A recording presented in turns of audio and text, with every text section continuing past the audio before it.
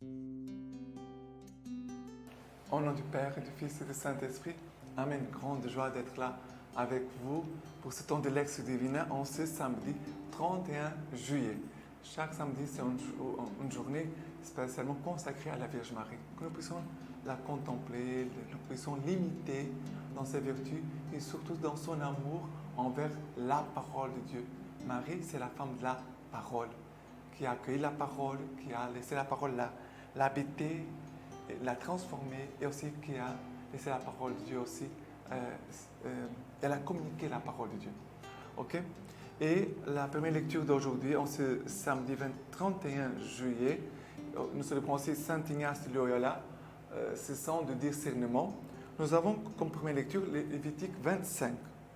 Le Seigneur parla à Moïse sur le mont Sinaï et dit: Tu compteras 7 semaines d'année, 7 fois 7 ans, c'est-à-dire le temps de 7 semaines d'année, 49 ans.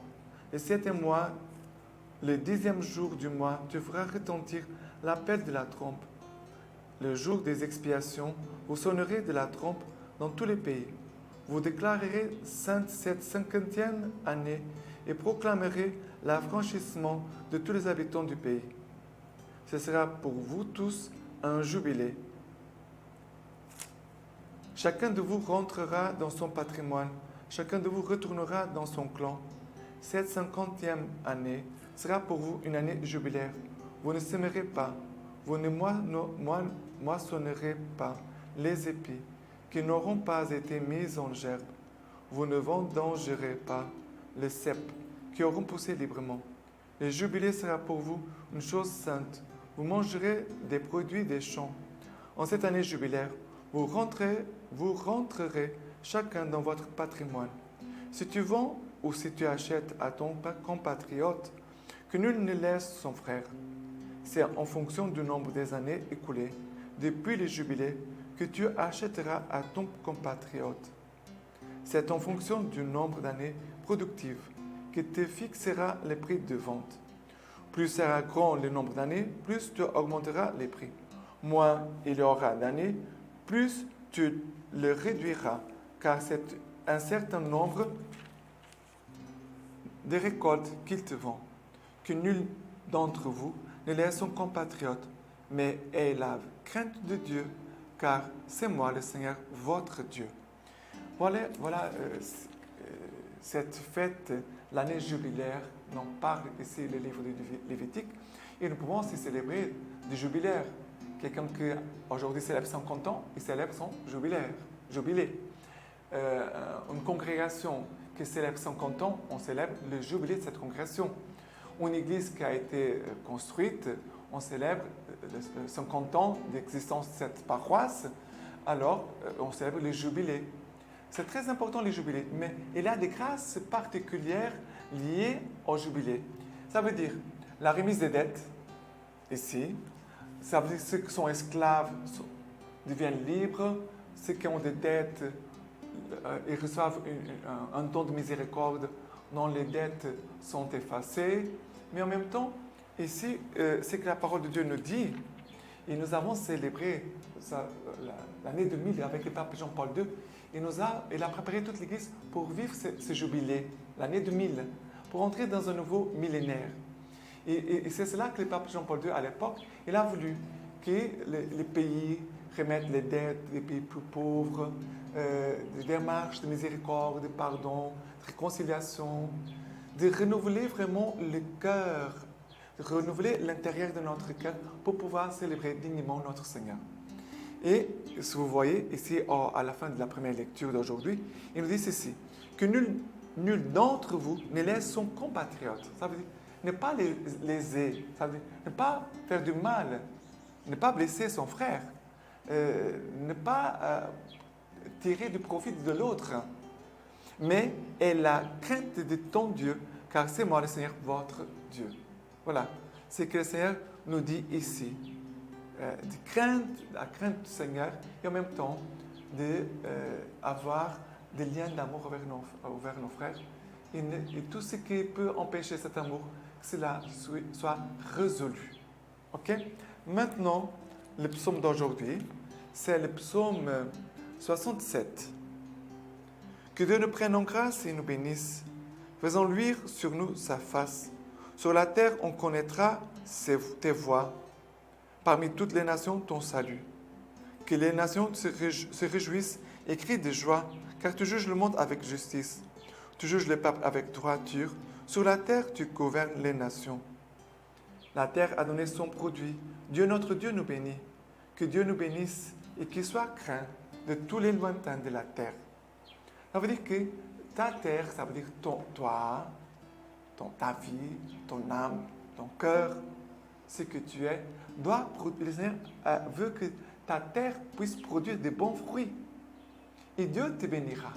Le Seigneur dit, la terre a donné son produit, ça veut dire toi, moi, on doit produire de bons fruits pour Dieu.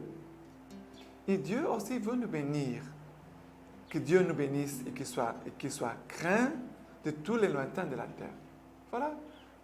Ici, nous célébrons encore cette dimension du jubilé. Mais, il dit ici, car tu juges le monde avec justice. Tu juges le peuple en droiture. Sur la terre, tu gouvernes les nations. Et nous célébrons Saint Ignace de Loyola, c'est sans du discernement. Mais le discernement, c'est toujours un don de Dieu, qui est lié aussi à l'action de l'Esprit Saint, parce que c'est l'Esprit Saint qui scrute tout. Il peut voir vraiment qu'est-ce que c'est de Dieu, qu'est-ce que c'est de l'homme, qu'est-ce que c'est de l'ennemi, du démon. Et en même temps, quel est dans ce qui est de Dieu, ou des bonnes choses, on peut dire comme ça, qu'est-ce que c'est la volonté de Dieu. Parmi les bonnes choses, il y a une qui est la meilleure. Et c'est là qui entre les discernements. D'accord? Mais le Seigneur nous juge avec justice, avec miséricorde, dans son amour. Ça veut dire que le discernement, il est rempli aussi de miséricorde. OK? Le discernement. Maintenant, par rapport à l'évangile d'aujourd'hui, c'est Matthieu chapitre 14. Matthieu chapitre 14, 1 à 12. En ce temps-là, la renommée de Jésus parvint aux oreilles d'Hérode, le tétrarque, qui dit à ses serviteurs, « Celui-là est Jean le Baptiste. Le voilà ressuscité des morts. » D'où le pouvoir miraculeux qui se déploie en sa personne. C'est en effet, Hérode avait fait arrêter et enchaîner et emprisonner Jean à cause d'Hérodiade, la femme de Philippe, son frère. Car Jean lui disait, il n'était pas permis de la voir. Il avait même voulu le tuer, mais et avait craint la foule parce qu'on le tenait pour un prophète. Or, comme Hérode célébrait son anniversaire de naissance, la fille d'Hérodiade dansa en public et plut à Hérode, au point qu'il s'engagea par serment à lui donner ce qu'elle demanderait. Endoctrinée par sa mère, elle lui dit, « Donne-moi ici sur un plat la tête de Jean le Baptiste. » Le roi fut contristé, mais à cause de ses serments et de ses convives, il commanda de la lui donner et envoya décapiter Jean dans la prison. Sa tête fut apportée sur un plat et donnée à la jeune fille, qui la portait à sa mère. Les disciples de Jean vinrent prendre le cadavre et l'enterrèrent. Puis, ils allèrent informer Jésus. Voilà ici l'évangile d'aujourd'hui qui nous parle de Jean, un homme de Dieu, un prophète, un homme, c'est l'homme de la vérité. En fait, Jean, c'est l'homme de la vérité parce qu'il va dire à Hérode, il n'était pas permis de la voir comme femme. C'est l'épouse de ton frère. Et c'est très, très fort. Ça veut dire, pour l'évangile, la parole de Dieu, notre foi catholique, nous dit un homme peut avoir une seule femme. Il se marie avec elle. Un homme ne peut pas avoir deux femmes. Ça veut dire un homme qui a déjà deux femmes, il est dans le péché. Et vous savez, notre vie passe très vite et rapidement. Et à la fin de notre vie, nous allons rendre compte à Dieu de ce que nous avons fait avec les dons que nous avons reçus de lui. Connaître Jésus, connaître l'Évangile, connaître la vérité, c'est un don, c'est une joie, c'est une force pour nous, c'est une bénédiction pour nous. Mais nous devons aussi rendre compte à Dieu de ce que nous avons fait, de ce que Dieu nous a donné, de ce que Dieu nous a confié. D'accord? Et ici, Hérodiade cherchait à tuer, elle a gardé le mal dans son cœur, elle a essayé de trouver une occasion favorable pour tuer Jean, pour se débarrasser de Jean. Parce que Jean l'embêtait à cause de la vérité, elle ne voulait pas écouter la vérité. elle voulait faire ce qu'elle voulait. Elle voulait vivre sa vie. Et même si elle était dans le péché, elle voulait vivre comme ça. Et comme Jean dérangeait, alors elle a voulu se débarrasser de Jean. Et elle l'a fait. Mais son crime va toujours parler dans son cœur. On ne peut pas effacer notre péché. Seulement la miséricorde de Dieu peut le faire. Seulement la miséricorde de Dieu peut effacer notre péché. C'est très important aujourd'hui, on s'est fait Saint Ignace de Loyola, de demander que vraiment la miséricorde de Dieu puisse effacer les péchés. Soit que les autres nous ont blessés, nous ont commis contre nous, ou que nous avons commis contre les autres. Et cela, ça veut dire, c'est le jubilé efface notre péché par la miséricorde, nous rend libres pour recommencer à nouveau. Maintenant, la lecture patristique d'aujourd'hui, autobiographie recueillie par Louis Consalvo. Ignace s'est donné volontiers à la lecture de ces livres mondains et menteurs qu'on appelle romans de chevalerie. Si son temps dispo, il en demanda quelques-uns pour passer le temps. Mais dans toute la maison, on n'en trouva pas un seul de ceux qu'il avait coutume de lire. On lui apporta donc une vie du Christ et un livre sur la vie des saints en espagnol. Il y faisait de fréquentes lectures et éprouvait un certain attrait pour ce qu'on y racontait. Quand il s'interrompait, il réfléchissait tantôt à ce qu'il avait lu, tantôt aux choses du monde qui auparavant retenaient habituellement sa pensée. Notre Seigneur cependant venait à son secours et à ses pensées en faisant succéder d'autres nés de ses lectures. En effet, en lisant la vie de notre Seigneur et des saints, il se prenait à penser et à se dire en lui-même: et si je faisais ce que fait Saint François et ce que fit Saint Dominique? Il songeait aussi à bien des choses qui lui paraissaient bonnes, et il envisageait toujours des entreprises difficiles et pénibles. À se les proposer, il avait le sentiment qu'il lui serait facile de les réaliser. Toutes ces réflexions revenaient à se dire: Saint Dominique a fait ceci, donc je dois le faire. Saint François a fait cela, donc je dois le faire. Ces considérations, elles aussi, duraient tout un temps. Puis, d'autres occupations les interrompaient et les pensées mondaines évoquées plus haut lui revenaient à l'esprit. À elles aussi, il s'arrêtait longuement. Ses pensées si diverses se succédèrent longtemps en lui.